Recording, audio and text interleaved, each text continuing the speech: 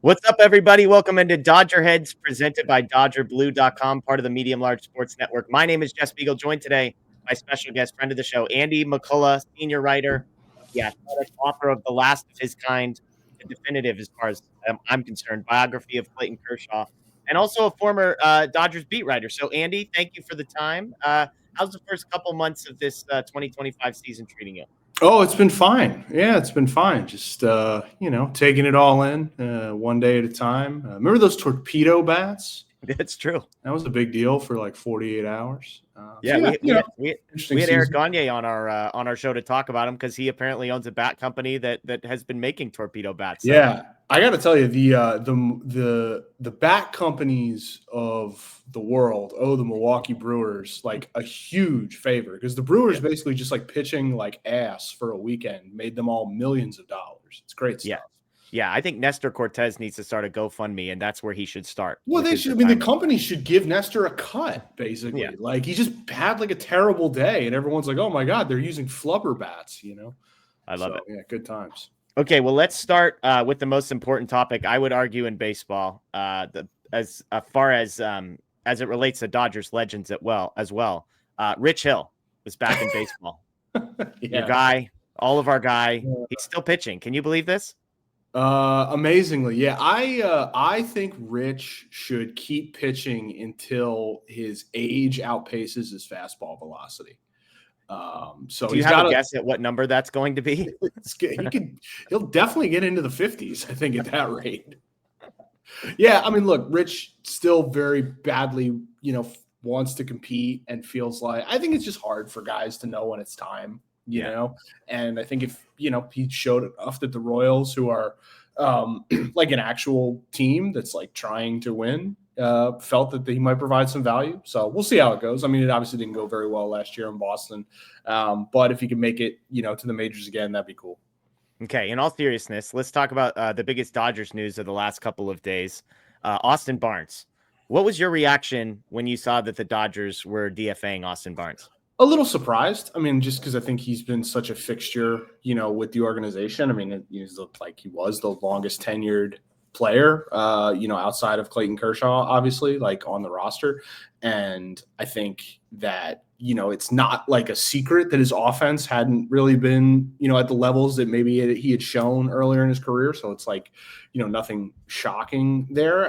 But clearly, they feel like Rushing's ready. There's only so much that Rushing can gain from playing in AAA at this point. The minor leagues are a wasteland for development right now, with the way they've sort of been decimated by, minor league contraction. AAA has never been, less competitive. And so if you're an elite prospect like Rushing, is he going to hit all the time? No, but the job of being a catcher is like learning how to catch. And there's a lot more, that comes in with it. And so just being around the club on a day-to-day basis, they clearly feel like is going to have value for him that might not be reflected in like, the number of at-bats he gets. But yeah, still like surprising, to see them part ways with Barnes. And I'll be curious to kind of see, if he accepts an assignment or tries to, link up elsewhere. I mean, he just has been such a like vital part of the team, their game planning and things like that.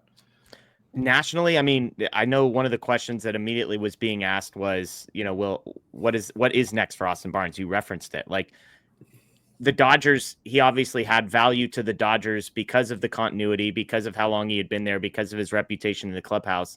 I'm just wondering, given how bad the offense has been for him and how tough some of the defensive metrics are on him as well. Like, do you think there's a market for him elsewhere in the league at the major league level? There is. Yeah, I'm sure there is. Yeah. As a backup, 100%. Yeah. Yeah.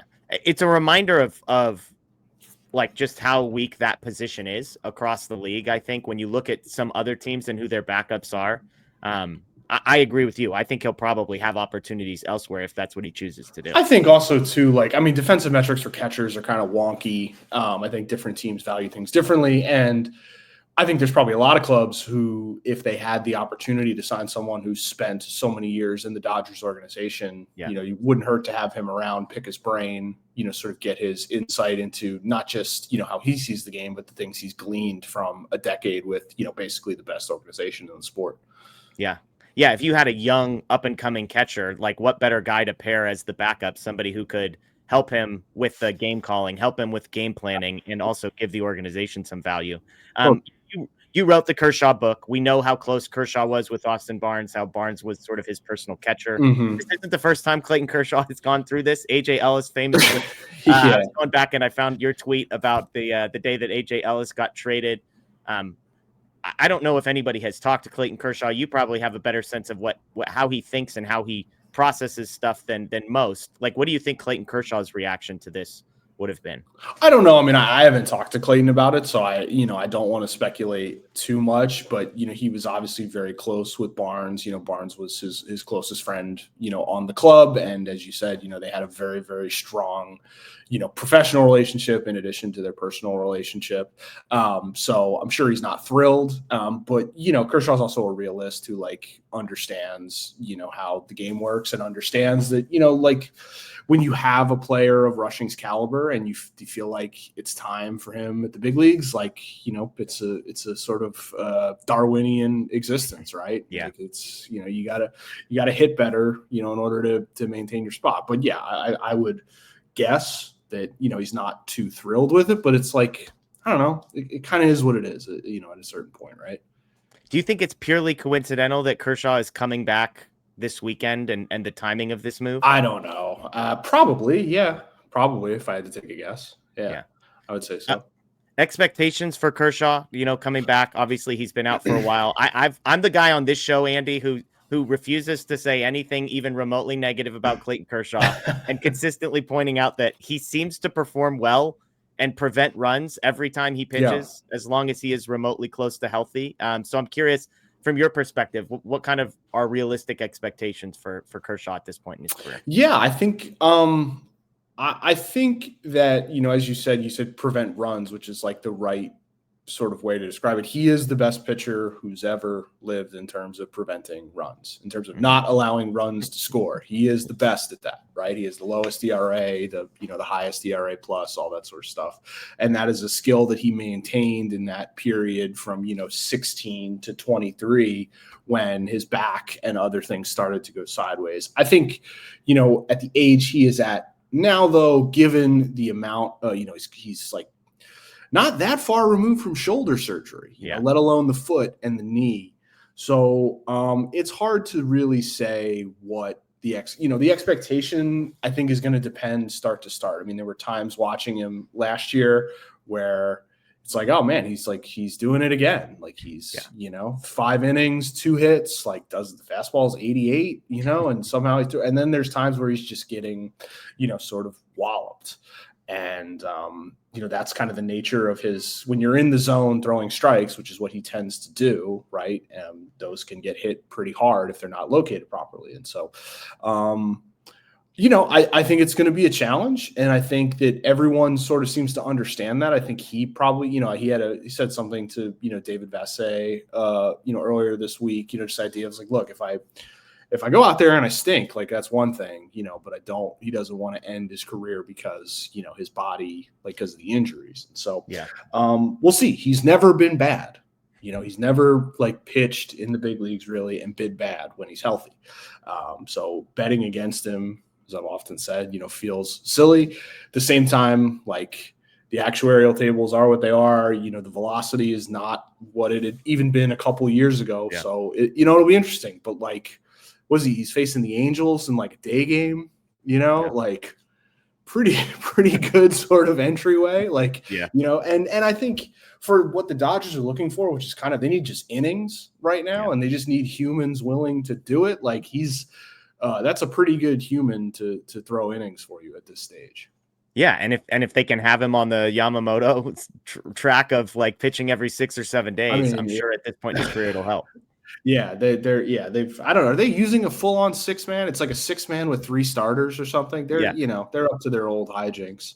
Yeah. Well, it was essentially a 6-man rotation with a day off every week. So it was basically a 7-man rotation for the month of April. Yeah. But that was the next thing I wanted to ask you about. I mean, the Dodgers pitching, you can take this any direction that you would like to take this. Right now, they have Snell, Glasnow, Sasaki, Ohtani, and Kershaw, who are currently on the injured list. You could add Sheehan, Stone, and Ryan to that group as well. So one of the best rotations in all of Major League Baseball, all currently hurt. And yet on the flip side, Yamamoto is in the midst of, his best season, which isn't saying much. It's his second season, but he looked very good, I should say. Tony Gonsolin has looked very good. Dustin May is, still upright. You've got Casterius, you've got Knack, you got all sorts of people. Matt Sauer making a start today as we record this. Like, of all the things, is it Sasaki? Is it Yamamoto? Is it the injuries? What jumps out to you most about Dodgers pitching so far? It's a good question. I mean, I live in New York now, and so I spend more time around like the Mets and the Yankees, right? Because they play in New York, and so but I'm still sort of people associate me with the Dodgers because I lived in LA for so long, covered the team. So anyway, this is a long way of saying like people come up to me and are like, "What's wrong with the Dodgers pitching? Like, why do they keep hurting guys?" And I'm sort of just like, okay, well let's go through it, right? Like Blake Snell is hurt. Right. That's for sure true. At the same time, the severity of that, it's not to say that he's like not pitching through pain, but it's more like, it seems like they're being relatively cautious about that. Okay. So that's one. Tyler Glasnow is a guy who gets hurt. That's not a Dodgers thing. Right. Clayton Kershaw has pitched in the major leagues for 17 years. I'm not going to blame the Dodgers for him being on the IL. Shohei Ohtani leads off every night, and so that is sort of what's preventing him from making his way back from Tommy John surgery. And then, Sasaki was injured for a significant portion of, the last, definitely since 2023, I believe, in Japan. So I don't frame it as like a Dodgers, what are the Dodgers doing wrong in this instance? I think if you go back to some of the younger guys getting hurt, that led to the kind of the autopsy they planned this winter. Like, there's definitely some stuff that they looked into in terms of the, the velo camps and all that sort of stuff. But anyway, so I mean, I just kind of like, to me, like what has happened that is surprising, right? Like Sasaki was a guy who was hurt in Japan. Glasnow is a guy who gets hurt. Snell is a guy who gets hurt. Like these are kind of what their profiles are. And if, I think if they were all getting surgery, right, then it would be like 5-alarm fire, we'll see what they're going to do at the trade deadline. Are they making an offer for Sandy Alcantara, that type of stuff. Although he does have like 6 ERA. Anyway, there's nothing that is really all that surprising. I think it's a bad series of outcomes, but nothing that it was not predictable. And they have the depth to get through it. And it's the same question about this rotation that everyone said at the beginning of the year, which is like, which of these guys are going to be available on October 1st, right? And like, you can't guarantee any of them. Even Yamamoto, who has been great, had major shoulder problems last year, right? And still has never pitched a full big league season. So I think it's just, they kind of need to treat every injury as like, with that in mind, of like, we need to have people available on October 1st because they'll be there playing, they'll probably be the number 1 seed. And like, if that's Snell, great. If that's Glasnow, great. If it's Yamamoto, great. Sasaki, clearly is like not, ready for prime time, in that way. And that's not surprising. Like he was like, there were these issues, last year in Japan, and it's been an ongoing thing. I mean, the reason why there was such fervor about signing Sasaki among teams had way less to do with his present day talent and more just the incredible value you were getting in a 23-year-old, under team control for 6 seasons. So like, it's not surprising that he's struggled in his adjustment, to Major League Baseball in addition to getting hurt. That's like every Japanese pitcher has gone through that. They're dealing with, like a less tacky ball, the schedule, all this sort of stuff. So I don't know. I understand why from Dodgers fans' perspective, it's like irritating to see the stuff play out this way. But like, did you think they were all going to stay healthy all year? Yeah. Well, and one thing I've suggested is I think sometimes on shows like this as people that are like laser focused on one team, we can, our definition of quote unquote normal as far as pitching injury goes may not be accurate to what's actually happening nationally and around the league. Like, so we might look at a bunch of Dodgers guys going down and say, hey, I can't believe all these guys are getting hurt, but and you would know better. So I'm asking you, more than saying anything here, it seems like pitchers getting hurt is a thing that is happening around the league. And it might be at a slightly more higher rate in LA, but I don't know. Is it that great of an outlier? How many Dodgers pitchers are hurt, do you think? I do think the number of young guys who got hurt specifically last year is why that list is so long, because, but like you look at the list and it's like, look, I'm not trying to be rude to these guys, but it's like, okay, like Kyle Hurt is on there. Like no one outside of Dodgers fans know who that person is, but he's a guy who could be in the majors pitching well for them, if he was healthy. There's a lot of guys on that list, right? Yeah. So if you're, but if you're a Mariners fan, right, like George Kirby's down and Logan Gilbert's down, right? If you're a Braves fan, you had to spend all year last year without Spencer Strider. Like this is, Ronaldo Lopez is hurt. It's just every team can point to, different guys who are not there. Yu Darvish hasn't thrown a pitch yet for the Padres, and, Joe Musgrove is out for the year, et cetera, et cetera. It's, pitchers get hurt. And especially too, if you are a team like the Dodgers, where all their young guys broke, over a 2-year period. They tried to fill that through trades and free agent signings. One of those is like Shohei Ohtani, who they signed, coming off a second TJ.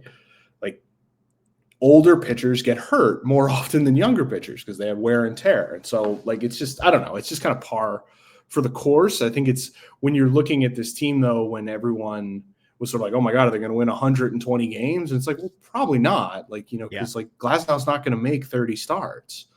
Snell's not going to make 30 starts. That's not a thing he does. You have these guys because if they're healthy on October 1st, you feel like you can just buzz through the postseason. Yeah. Let's talk other side of the baseball. Freddie Freeman. I don't have words to explain how good he is at baseball. Yeah. But what strikes me, I think we poke fun on this show. There was a list, not from your website, from a different website, of the top 10 first basemen in 2025 that came out like a month into the year. And Freddie Freeman was not on this list. And nobody knows exactly why. But he has a bum ankle. It's never like sexy or flashy. And then you just look up and it's like Aaron Judge 1, Freddie Freeman 2 in basically every offensive category. Like, at the national level, he's not underrated. That's the wrong word. Yeah. But the level of talked about versus how freaking good he remains. Yeah. It feels like there's a discrepancy there. Yeah, I think it's well, you just know every year that he's probably going to hit, 300, 400, 500. Right. And he's obviously, outperforming that right now, but like, he's been doing that since he came up in like 2010. So it's like he never really peaks and obviously he doesn't really valley. And so, there's like, it's not, I understand the point you're making though. Like, I'm not a fan of the, like, we should be talking more about X thing because It's like, hey, if you're interested, dude, talk about Freddie Freeman. And obviously Dodgers fans are, we do. Right? But yeah, like, is he somewhat underrated? Like a little bit. I don't think among like national baseball writers per se. Yeah. But because like if you talk to, I will specifically say I'm friends with national baseball writers. Like I am a national baseball writer, and like I've had the conversation with like Joel Sherman of the New York Post of like, if you had a guy on second base and you needed to get a hit and your life was on the line, yes, Freddie Freeman is the person you want at the plate. Like, it doesn't matter that Aaron Judge is better. Ohtani's probably, better hitter. Like, you want Freddie Freeman as that guy at the plate. And so everyone understands just the level of, clutch, this sort of just his ability to hit elite pitching, the consistency, all that sort of stuff, I think. But yeah, there's a lack of flashiness to it, He doesn't hit towering home runs, per se, except for there was one in the World Series that got a lot of attention. Yeah, I think so. Some people even made shirts, Right. But that's not in the way that Ohtani's game is hitting these bombs that are just sort of, shocking, or like, Judge hits 2 homers every night. Freeman does it in, form of doubles and, all that sort of stuff. And so he's less like highlight worthy, I guess. But yeah, like, I think him sort of falling into the Dodgers' lap is probably the best, like the best stroke of luck that's happened to Andrew Friedman since he took the job. Because the Mookie trade took some work. Freddie, they were just like, oh, the Braves don't want him? Yeah, well, oh, no one else wants him? The New York Yankees don't want to pay this guy? Okay, great. Like the Boston Red Sox don't want him? Sure, we'll take him. The next highest bidder is the Tampa Bay Rays? Come on down. It's crazy that Freeman was able to, he just fell into the team's lap. It's, it's incredible. Yeah, 6 years, $162 million. I still can't believe, the Dodgers getting him is one thing. The fact that they got him at basically a discount, that's not free agent pricing. And and we're in year 4. So it's that contract wasn't even going to age poorly. We're already in year 4 and he's outperforming it still. Yeah. I mean, the thing with Freeman is that he is a Hall of Famer.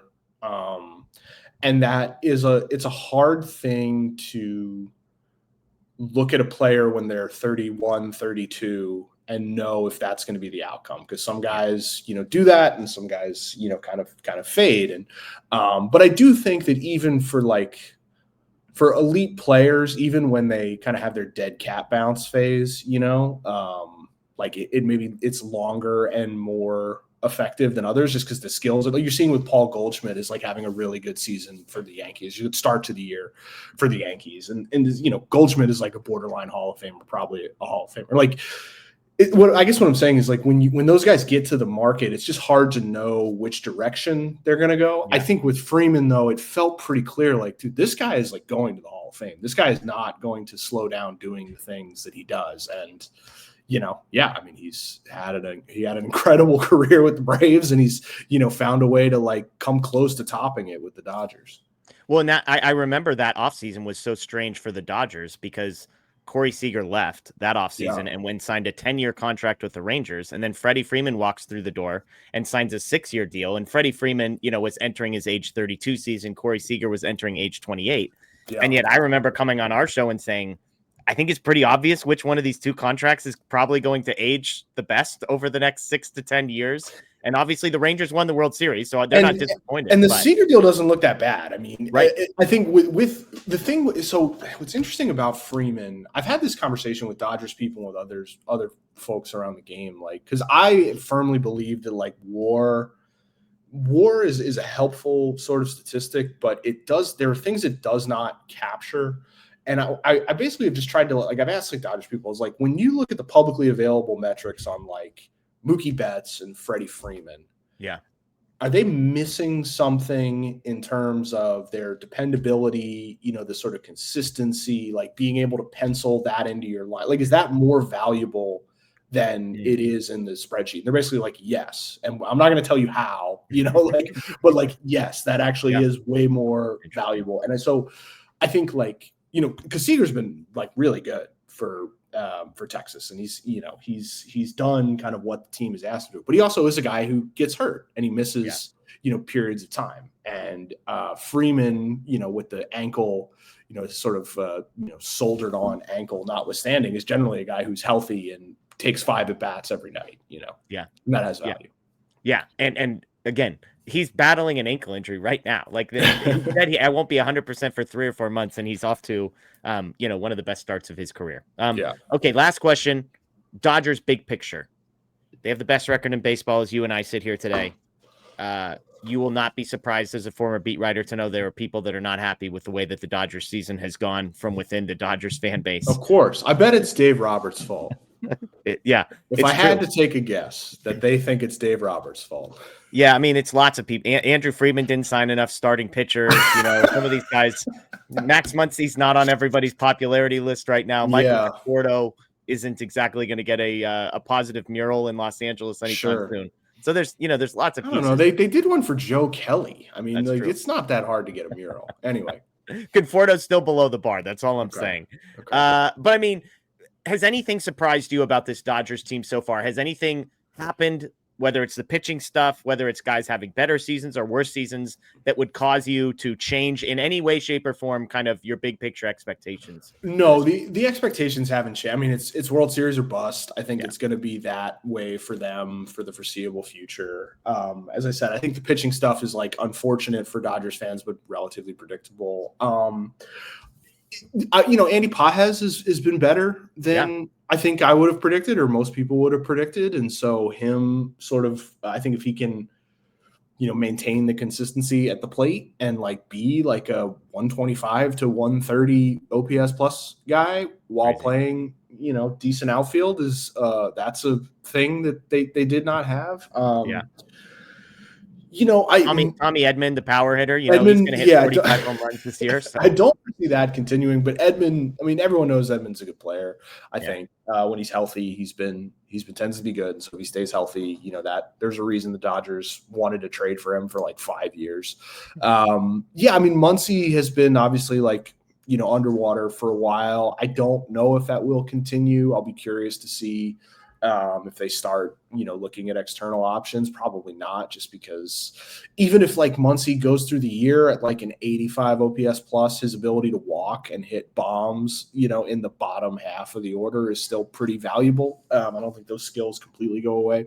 So nothing that's like, I don't know. Like what would have to happen for the outlook to change? It would have to be like, Ohtani, like, quits and decides to become a basketball player, like Mookie Betts, like decides he wants to pitch. I don't know, like they're, as long as they're healthy, as long as the position player core is healthy, whatever they can find from the pitching staff, they should be the favorites to win the World Series. I said last question, I had one other follow-up because you mentioned external options. That's a big thing that has popped up. We know the Dodgers are going to be aggressive. It feels like at the trade deadline, regardless, they will, I'm sure, have a need or at least invent a need in their own minds by the time we get there.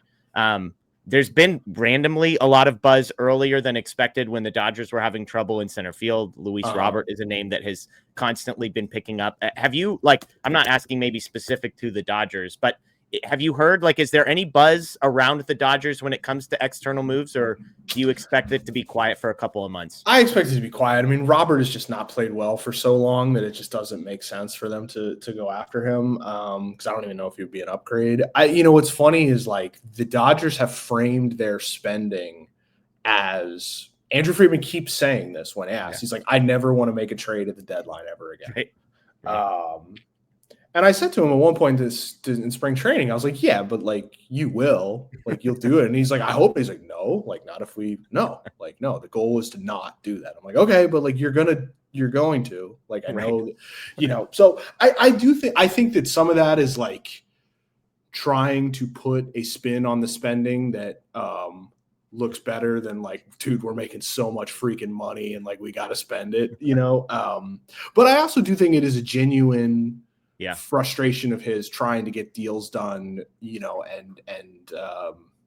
it's getting tougher to make trades because of the extra wild cards, and so many teams are just kind of like caught in between. And so, but yeah, I expect them to be, aggressive, if necessary. So I'm sure that, they'll be there, but it's also like, I don't know how many really good players are even going to be available, like there's the, the classic, will they or won't they with Nolan Arenado. Right. But like, I said this, earlier this year on our podcast, like there should be some sort of like work release program where he just gets to play like one, like September and October as a Dodger. just let him do it. He wants to do it. Like if once he got hurt or something, just give him, like soccer teams loan guys out or whatever. Just loan him out let him do it. Dodgers will pay his salary, and then he can go back to St. Louis or whatever. He wants it so bad, Totally. Well, tell us, I know The Last of His Kind, the paperback is now out. It's got a new epilogue about the 2024 World Series. So tell us about that and tell us about anything else you've got going on. Yeah, sure. So, the book is out. Came out a week or so ago. It's cheaper than the hardcover. I prefer paperbacks to hardcover, so it's really cool to get to see them. There's an epilogue. It kind of talks about Kershaw in the 2024 season. Obviously, he wasn't a huge part of what the Dodgers did on the field as he was making his way back from, shoulder surgery, and then, ended up getting hurt kind of down the stretch and wasn't able to pitch in the postseason. But I think, I was able to talk to him, kind of several times during the postseason about, the experience. And I think too, one of the things that really stuck with me coming out of, the World Series, is Walker Buehler finishing Game 5. And, what he had said he kind of felt as he watched the team run out of pitching, and realized that there weren't many options. He kind of said, what would 22 do? What would Clayton Kershaw do in that spot? And that was when he grabbed his glove and ran out to the bullpen. And I thought it was really interesting that, I don't know, maybe Walker Buehler does something like that if he spent his whole career with the Boston Red Sox or whatever, some other team. But I think that it was very clear that, the sort of example that Kershaw had set over the previous, almost 2 decades was still evident in things that were happening last season. And so trying to tie that together, and also kind of, I think the epilogue too, like if you read the hardcover, it ends on kind of a like an uncertain note, and that he was coming, the way the 2023 season ended was very tumultuous for him, going through shoulder surgery,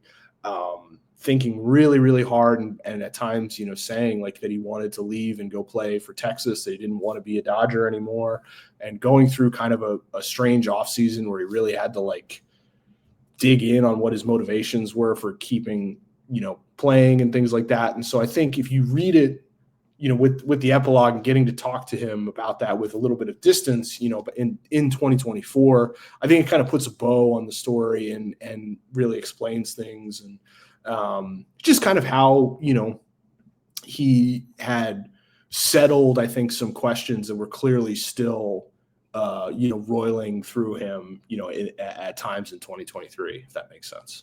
I love it. Well, it's out, available now. The paperback is, with the new epilogue. And then anything particular at The Athletic you want to plug?